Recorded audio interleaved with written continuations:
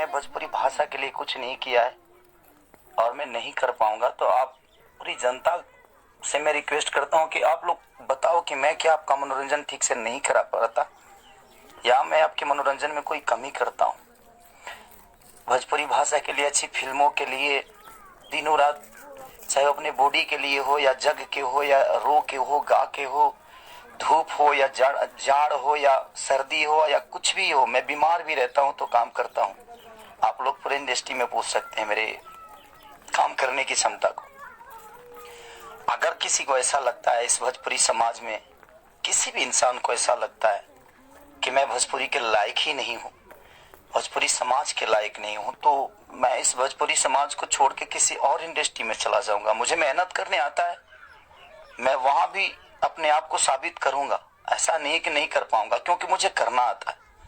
मैं हाथ जोड़ के प्रार्थना कर रहा हूं। आज मेरी इतनी सारी 200 गाने मेरे डिलीट हो गए। कितने सारे गाना मेरा गाया हुआ चोरी करके लोग गाने लगे, चोरी करके लोग गा रहे हैं। मेरा शूटिंग किया हुआ गाना चोरी करके लोग गा देते हैं, उठा के गा रहे हैं। इसलिए क्योंकि मेरे पास कंपनियां नहीं है।